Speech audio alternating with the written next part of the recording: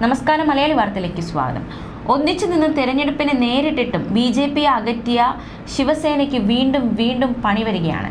രാജ് താക്കറെയുടെ നേതൃത്വത്തിലുള്ള മഹാരാഷ്ട്ര നവനിർമ്മാൺ സേനയെ ഏക്നാഥ് ഷിൻഡെയുടെ നേതൃത്വത്തിലുള്ള ശിവസേനയിൽ ലയിപ്പിക്കാനുള്ള നീക്കം ബി.ജെ.പി ഊർജിതമാക്കി. എന്നാൽ ലയനത്തെയും പുതിയ പാർട്ടിയുടെ നേതൃത്വത്തിൽ രാജ് താക്കറയെ അവരോധിക്കുന്നതിനെയും മുഖ്യമന്ത്രി ഷിൻഡെ ശക്തമായി എതിർക്കുകയാണ്.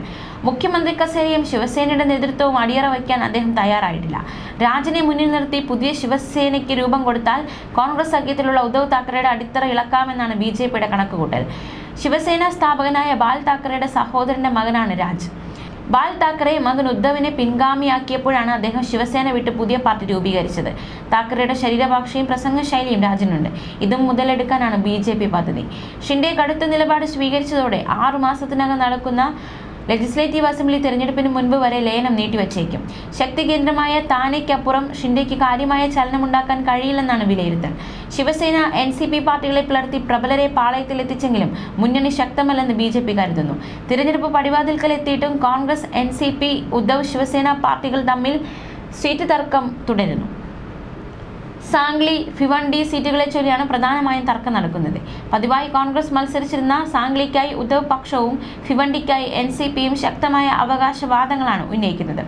കഴിഞ്ഞ ദിവസം ശിവസേന നേതാവ് ഉദ്ധവ് താക്കറെയുടെ വസതിയിൽ ചേർന്ന യോഗത്തിൽ നിന്ന് കോൺഗ്രസ് നേതാക്കൾ വിട്ടുനിന്നിരുന്നു.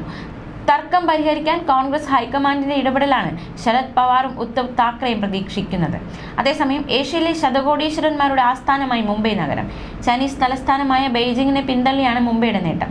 ഹോങ്കോങ് കേന്ദ്രമായി പ്രവർത്തിക്കുന്ന ഹുറൂൺ റിസർച്ച് ഇൻസ്റ്റിറ്റ്യൂട്ടിന്റെ 2024 ഹുറൂൺ ആഗോള അതിസമ്പന്ന പട്ടികയിലാണ് ഇക്കാര്യം സൂചിപ്പിക്കുന്നത്.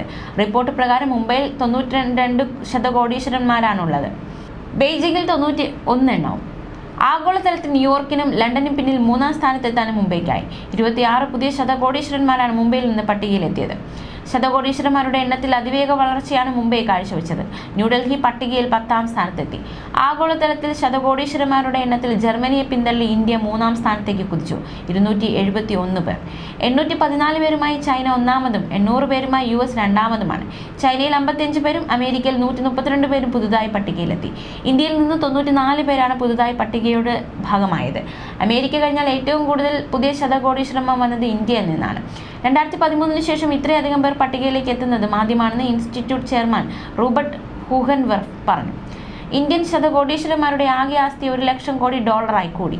ആഗോളതലത്തിൽ അതിസമ്പന്നരുടെ ആസ്തിയുടെ 7% വരും ഇത്. സ്റ്റാർട്ടപ്പുകളുടെ കടന്നുവരവാണ് ഇന്ത്യയിൽ അതിസമ്പന്നരുടെ എണ്ണം പെട്ടെന്ന് ഉയരാൻ കാരണമായതെന്നും റിപ്പോർട്ടിൽ സൂചിപ്പിക്കുന്നു. ന്യൂസ് ഡെസ്ക്, മലയാളി വാർത്ത.